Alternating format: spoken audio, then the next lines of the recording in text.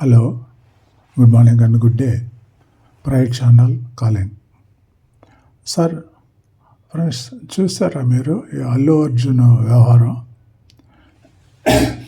ఈ ప్రొఫెసర్ నాగేశ్వరరావు గారు ఉన్నారు కదా, ఆయనకి ఇదే పని 24 hours. ఆయన ఒక ఛానల్ పెట్టుకున్నాడు, professor K Nageswara Rao 1 million subscribers అని చెప్పి ఆయన పోర్టు పెట్టి ఒక లోగో. ఆ ఛానల్లో ఈ వివాదాలు, అవసరమైన అనవసరమైన వాదనలు, ఏమో దీనివల్ల ఏమన్నా ప్రజలకి ఏదో లాభం వచ్చేసినట్టు, గవర్నమెంట్కి రెవెన్యూ వచ్చేసినట్టు, ఇది వాళ్ళ పర్సనల్గా రెవెన్యూ లాభాలు వచ్చుకుంటాయి, అంతే కదా. సో దీంట్లో వాదన ఏంటంటే అల్లు అర్జున్దే తప్ప రైటా? దాంట్లో ఆ ఇంటర్వ్యూ చేసే వ్యక్తి, ఇంటర్వ్యూఆర్ నాగేశ్వరరావు గారు వచ్చి ఇంటర్వ్యూఈ. ఆ ఇంటర్వ్యూ చేసే వ్యక్తిని కూడా నాగేశ్వరరావు ఎంప్లాయ్ చేసుకున్నాడు అనుకుంటాను కదా. Channel owned by Nageswara Rao, YouTube ఛానల్లో ప్రొఫెసర్ కె నాగేశ్వరరావు అనేది ఒక యూట్యూబ్ ఛానల్ క్రియేట్ చేసుకున్నాడు ఆయన. ఆ ఛానల్లో ఈ వివాదాలు, అవాదాలు ఏదో మాట్లాడుతుంటాడు. దాన్ని ఒక ఆయన క్వశ్చన్ అడిగినట్టు, ఆ క్వశ్చన్కి నా ప్రొఫెసర్ నాగేశ్వరరావు సమాధానం చెప్పినట్టు, అట్లా ఒక డ్రామా, స్క్రిప్టెడ్ డ్రామా అంటారు కదా, ఆ డ్రామా. అందులో ఈయన ఆ క్వశ్చన్ అడిగే అతను ఏమంటాడంటే, ఇంటర్వ్యూఆర్ అందరూ ఏక్ హైతో సేఫ్ హై అలాగా అన్నమాట ఇది. ఇదేమైందంటే రవిశంకర్ ఆయా క్వశ్చన్లు అడిగా ఆయన, ఇంటర్వ్యూఈ వచ్చి ప్రొఫెసర్ కె నాగేశ్వరరావు గారు. ఇది ఆయన ఏమంటాడంటే, రవిశంకర్ క్వశ్చన్లు అడుగుతారు కదా ఇంటర్వ్యూయర్, సార్ అల్లు అర్జున్ ఇది పొలిటికల్ యాంగిల్ ఉంది సార్, దీంట్లో ఏదో కుట్రపూరితంగా చేశారు. ఎందుకంటే సీక్వెన్స్ ఆఫ్ థింగ్స్ తీసుకుంటే ఎట్లా జరిగిందో, ఫస్ట్ పోలీసు వాళ్ళు అల్లు అర్జున్ ఇంటికి వెళ్ళారు, ఆయన బెడ్రూమ్లో దూరి ఆయన అరెస్ట్ చేశారు. అక్కడి నుంచి చిక్కడపల్లి పోలీస్ స్టేషన్కి తీసుకుపోయారు. తర్వాత ఎఫ్ఐఆర్ కట్టారు. ఆ తర్వాత మెడికల్ చెకప్కి తీసుకుపోయారు. తర్వాత కోర్టుకు పట్టుకెళ్ళి కోర్టులో హాజరుపరిచారు.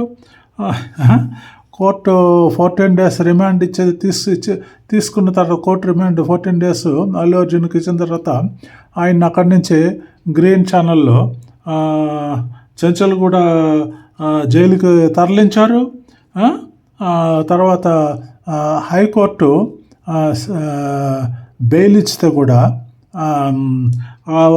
వెంటనే రిలీజ్ చేయకుండా ఒక రాత్రైనా కనీసం జైల్లో ఉంచాలి అల్లు అర్జున్ని అని పగతోటి ఆ రోజంతా జైల్లో ఉంచి ఆ రాత్రి మరుసటి రోజే పంపించారు జైలు నుంచి ఇంటికి, బెయిల్ మీద, హైకోర్టు బెయిల్ మీద.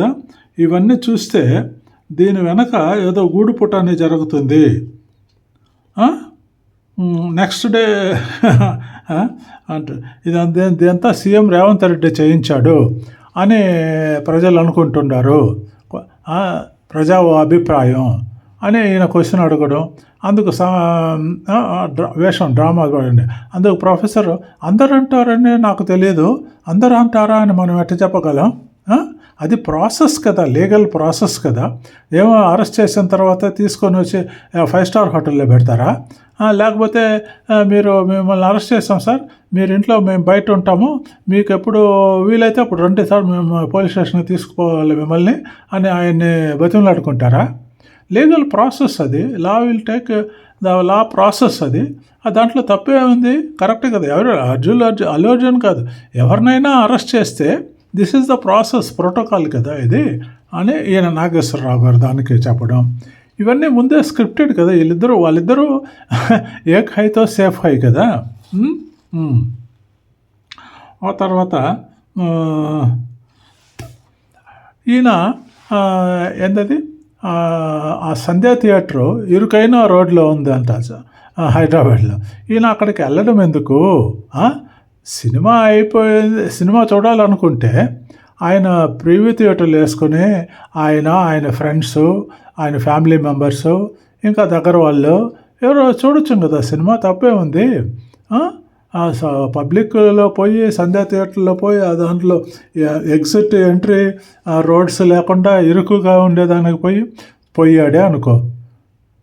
మిగతా వాళ్ళందరూ ఏం చేస్తారు? రజనీకాంత్ వాళ్ళు వీళ్ళు పాపులర్ స్టార్స్ అందరూ వాళ్ళు పోతే ఎవరికి తెలవకుండా పోయేసి తెలవకుండా వచ్చేస్తారు, లేకపోతే మారు వేషాలు వేసుకొని పోతారు. పోయి ఈయన హంగామా ఎందుకు అక్కడికి పోవడం, కారు మీద ఎక్కి డ్యాన్సులు వేయడం, అందరిని ప్రేరేపించడం, ఒక రకమైన ప్రేరేపణ కదా.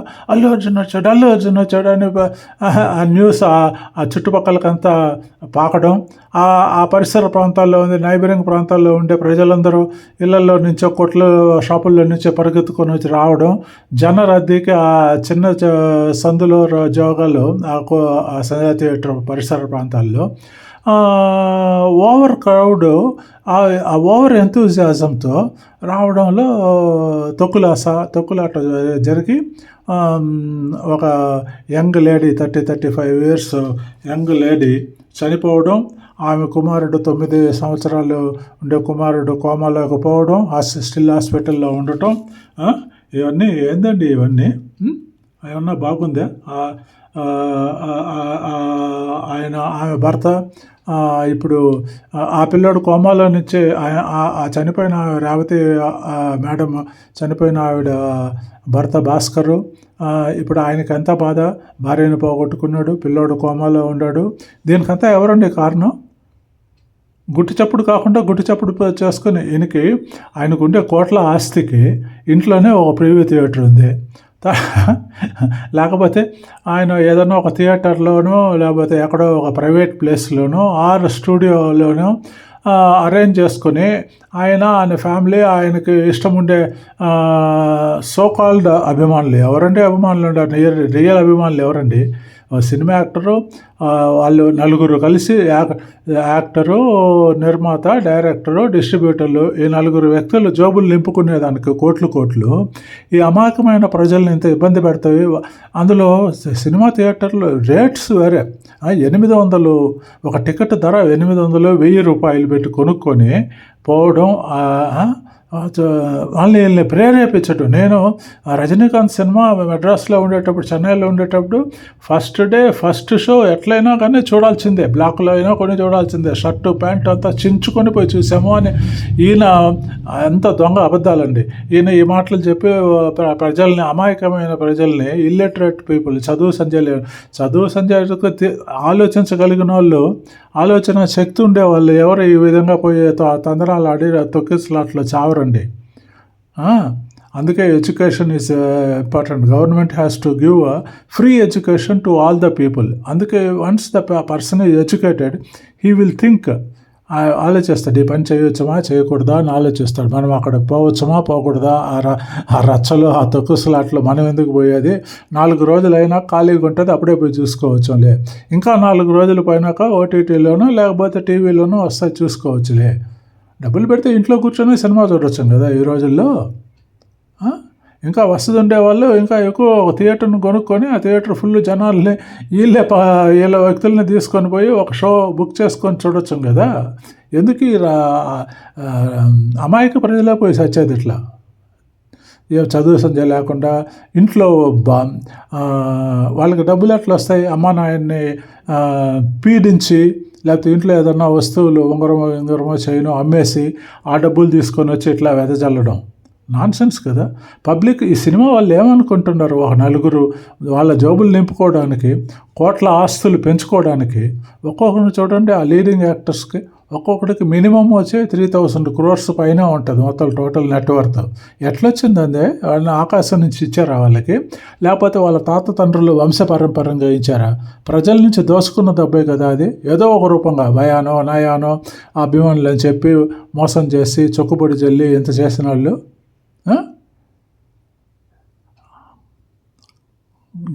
ఇకనైనా గవర్నమెంట్ పబ్లిక్ ప్లేసెస్లో సినిమా ఫంక్షన్స్ పెట్టకూడదు, పర్మిషన్ ఇవ్వకూడదు.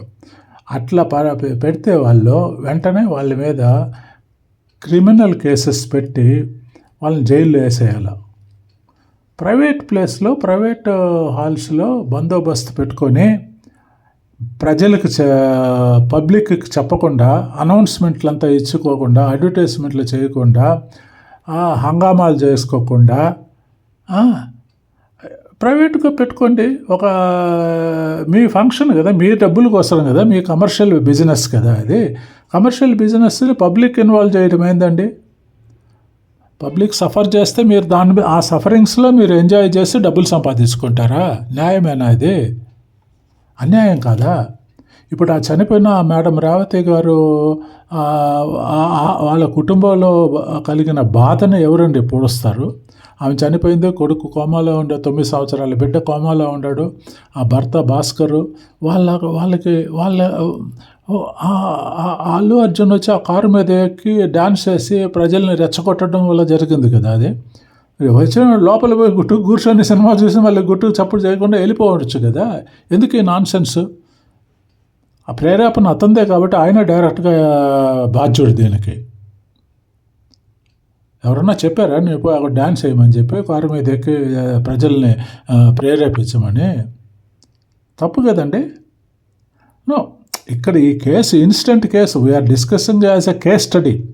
The individual mister Allu Arjun is an extra point, that's all. If you take a gamut of case study is how the public are being instigated or రెచ్చగొట్టి వాళ్ళని దీంట్లో ఇన్వాల్వ్ చేసి వాళ్ళ ప్రాణాలు పోగొట్టుకునేటట్టు చేసేది ఎవరండి? ఇవన్నీ వాళ్ళే వచ్చిన మా ప్రాణాలు పోగొట్టండి అంటున్నారా? నాన్ సెన్స్ అండి ఇది.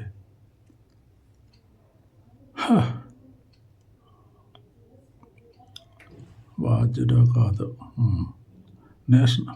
ఇది వచ్చి పెద్ద నేషనల్ ఇష్యూ. ఇది ఒక పెద్ద నేషనల్ ఇష్యూ. నేషనల్ ఛానల్స్ దీన్ని కవర్ చేయడం, దాన్ని ఒక ఇంటర్వ్యూస్ పెట్టడం, క్వశ్చన్ అండ్ ఆన్సర్స్ పెట్టడం, దీన్ని మళ్ళీ కలర్ పూసడం. ఆయన ఉన్నాడు కదా, మన ఓవర్ ఇంటెలిజెంట్ ఒక ఛానల్లో, ఆయన దీన్ని సోనియా గాంధీ దాకా తీసుకుపోవడం, సోనియా గాంధీకి లింక్ చేయడం. ప్రజలకు ఏమన్నా దీనివల్ల ఉపశమనం కలుగుతుందా? ప్రజల ఒక స్టాండర్డ్ ఆఫ్ లివింగ్ ఏమన్నా పెరుగుతుందా? లేకపోతే వాళ్ళ ఇన్కమ్ ఏమన్నా జాబ్లో ఎక్స్ట్రా 10 రూపాయలు వస్తుందా? వాళ్ళు పోగొట్టుకుంటారు, వేల కోట్లు ప్రజలు పోగొట్టుకోవడమే కానీ ప్రాణాలు, వాళ్ళ డబ్బులు పోగొట్టుకోవడమే కానీ ఏమన్నా ఉందా? ప్రభుత్వానికి ఏమన్నా లాభమా? ప్రభుత్వానికి లాభమా నష్టమా? ఇన్స్టిగేట్ చేసే పబ్లిక్ ఫంక్షన్ల వల్ల. నేషనల్ అవార్డు విన్నర్కి ఆయన అంటాడు, తెలుగులో ఒక్కడు కూడా రాలేదు ఇప్పుడు దాకా సినిమాలో, తెలుగు సినిమాలో ఇండస్ట్రీలో నేషనల్ అవార్డుకి అని ఆయన. ఇప్పుడు ఈ హీరో ఉన్నాడు కదా, పుష్ప హీరో, ఆయన ఒక ఫంక్షన్లో మాట్లాడతాడు. అదే నేషనల్ అవార్డు తెలుగు హీరోస్కి రాలేదంటే టాలెంట్ లేదు, వాళ్ళలో సత్తా లేదని అర్థం. ప్రతి సంవత్సరం ఎక్కడ మలయాళీస్కో బెంగాలీస్కో ఎక్కడో పోతుంటుంది కదా. ఎక్కడ టాలెంట్ అంటే అక్కడ పోతుంది. తెలుగు వాళ్ళకి ఇన్ని సంవత్సరాలు అయినా కానీ, 70-80 సంవత్సరాలు అయినా కానీ ఒకటి కూడా రాలేదంట నేషనల్ అవార్డు. ఈయనకు వచ్చిందంట. ఎందుకు?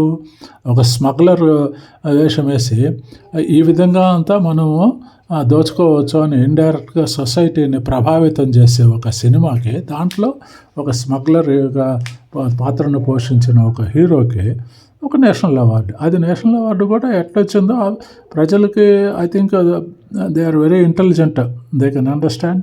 వాళ్ళకి అర్థం అవుతుంది, వాళ్ళు దాన్ని అర్థం చేసుకోగలరు ఏ విధంగా అయితే ఆ నేషనల్ అవార్డు కూడా వచ్చిందనేది రూట్.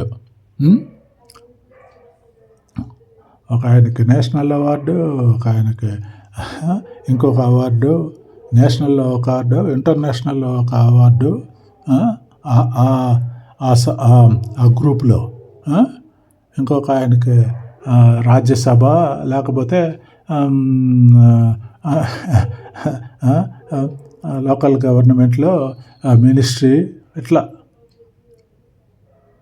అయ్యో రామచంద్ర ఎట్లండి ఇట్లా ప్రజల్ని వెర్రి ప్రజలు, అమాయకమైన ప్రజలు.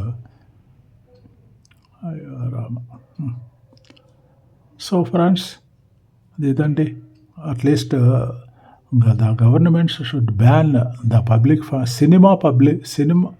Functions by cinema industry people involved, especially these heroes, heroines, all these leading celebrities having their shows in public arena. That should be immediately banned and adi.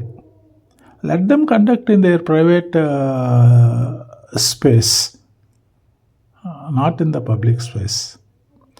Thank you. God bless you all. Please take care. Kindly subscribe to Pride channel.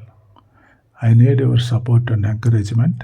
Kindly support to Pride channel. Thank you. Take care of your health and families. God bless you. Good night.